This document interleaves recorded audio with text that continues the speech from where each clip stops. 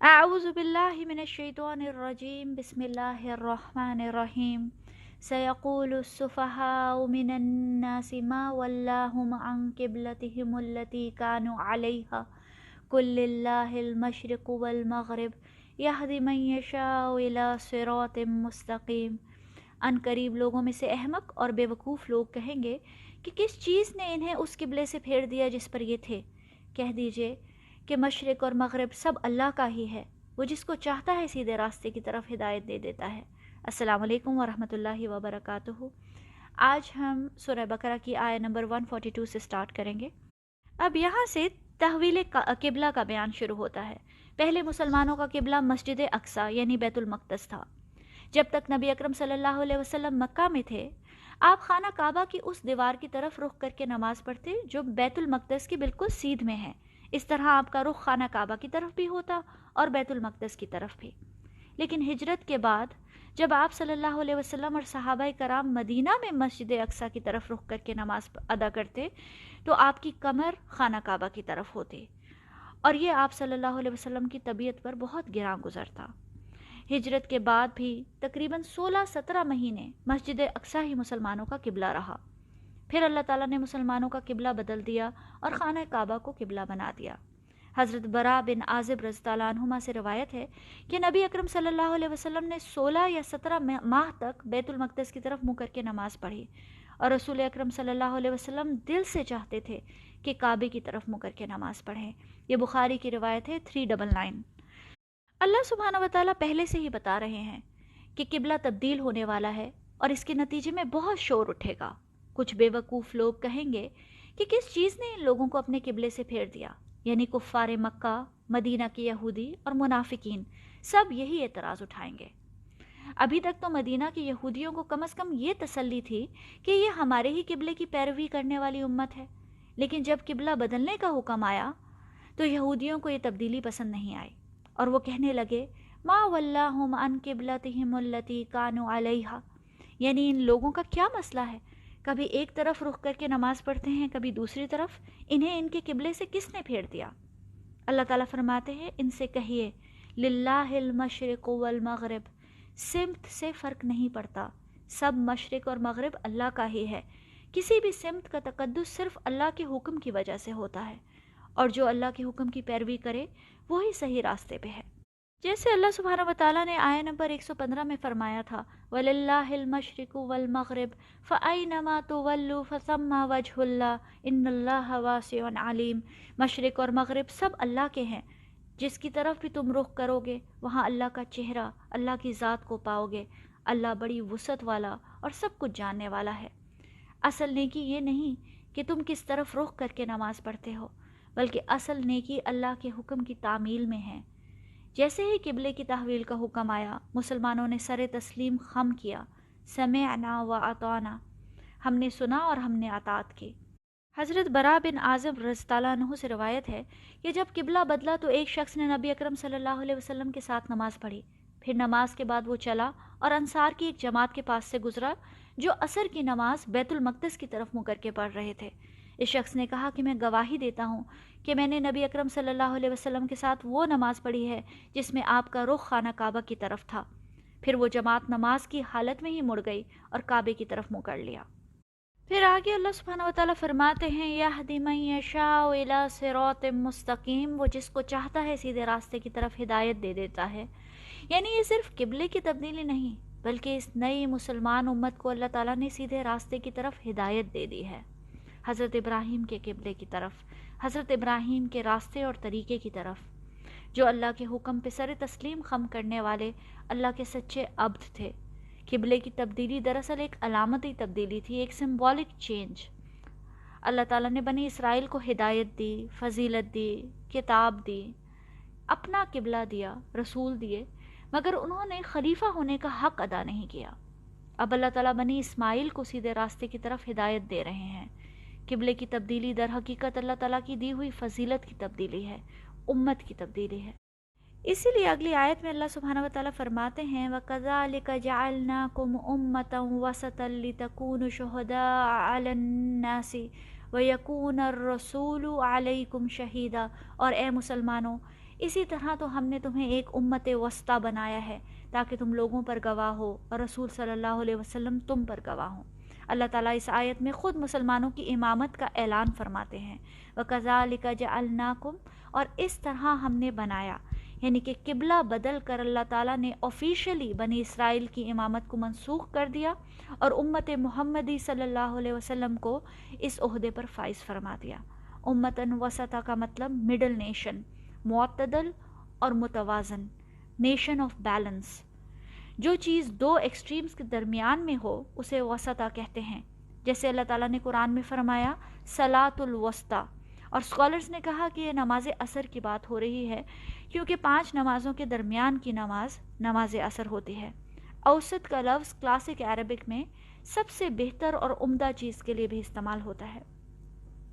امتاً وسطا کا مطلب ایسی بہترین امت جو درمیان کا راستہ، بیلنس اور اعتدال کا راستہ اختیار کرے۔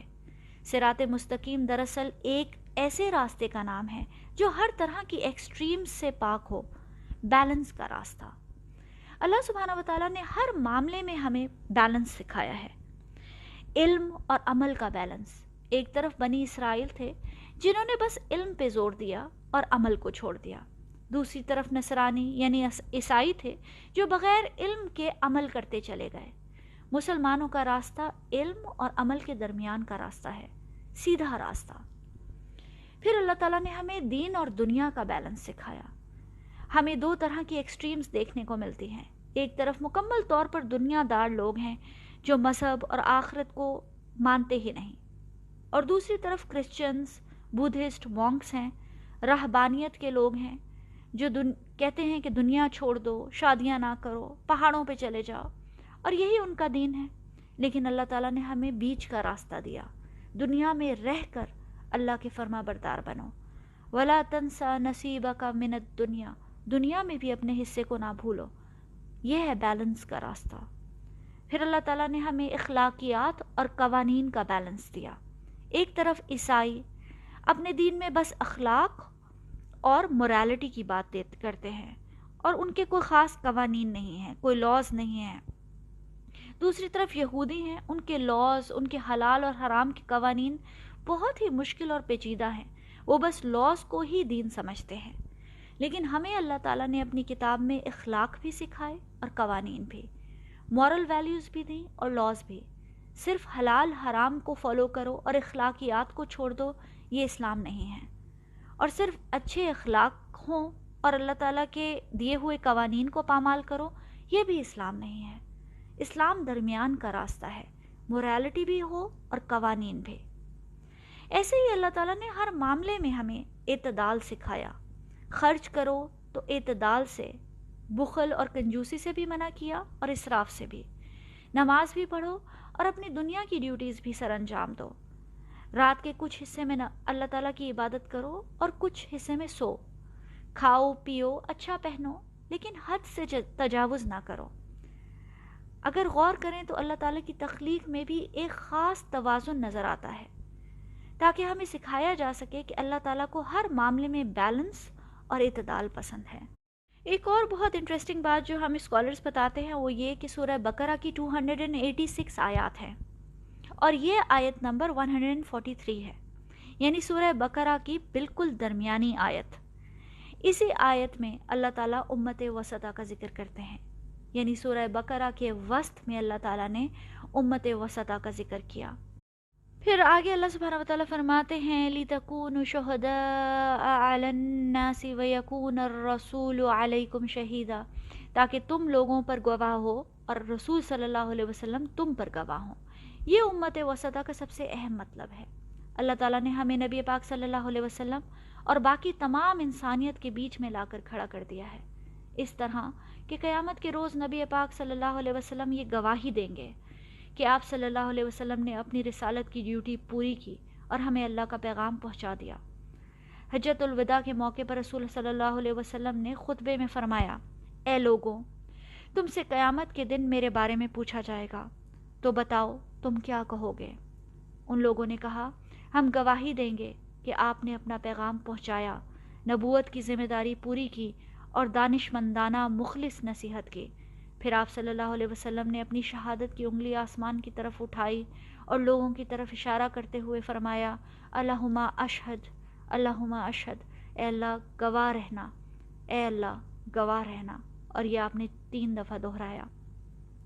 پھر نبی پاک صلی اللہ علیہ وسلم نے وعدہ لیا کہ جو آج یہاں موجود ہیں یہ ان کی ذمہ داری ہے کہ وہ میرا پیغام ان لوگوں تک پہنچائیں جو یہاں موجود نہیں۔ جس طرح نبی پاک صلی اللہ علیہ وسلم کو ہم پہ گواہ بنایا جائے گا، بالکل ویسے ہی ہمیں باقی تمام انسانیت پہ گواہ بنایا جائے گا کہ نبی پاک صلی اللہ علیہ وسلم کے ذریعے جو پیغام ہم تک پہنچا تھا وہ ہم نے باقی انسانیت کو پہنچا دیا۔ اس بات میں کوئی شک نہیں کہ اللہ تعالیٰ کی دی ہوئی امامت اور خلافت ایک بہت بڑا شرف ہے، لیکن اس کے ساتھ ساتھ یہ ایک بہت بڑی ذمہ داری بھی ہے۔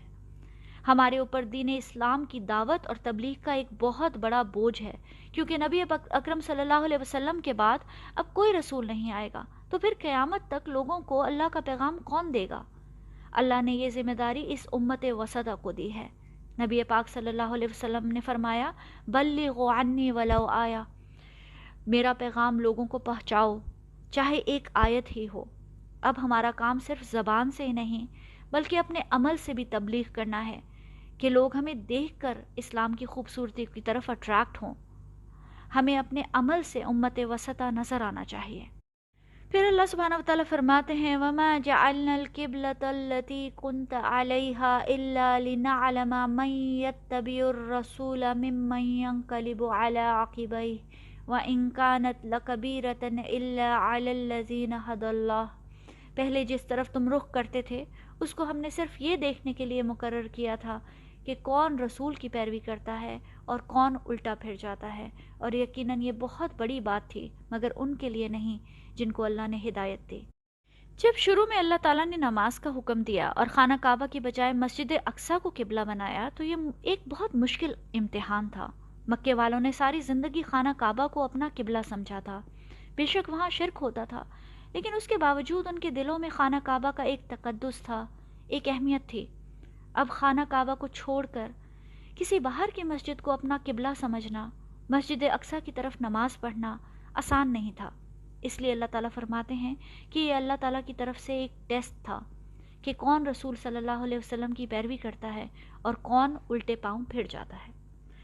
پھر مدینہ میں بھی یہودیوں میں سے جو لوگ مسلمان ہوئے ان کے دل میں ہمیشہ سے بیت المقدس کا تقدس تھا، ان کا قبلہ مسجد اقصیٰ تھی۔ اب جب یہ تحویل کعبہ کا حکم آیا تو یہ ان کے لیے ایک ایمان کا ٹیسٹ تھا۔ اللہ تعالیٰ نے یہ امتحان اس لیے لیا تاکہ صرف وہ لوگ دین میں رہ سکیں جو واقعی ایمان اور سچی ہدایت والے ہیں۔ وَإِن كَانَتْ لَكَبِيرَةً إِلَّا عَلَى الَّذِينَ هَدَى اللَّهُ، اور یقیناً یہ بہت بڑی بات تھی مگر ان کے لیے نہیں جو سچی ہدایت والے تھے، جن کو اللہ تعالیٰ نے ہدایت دی تھی۔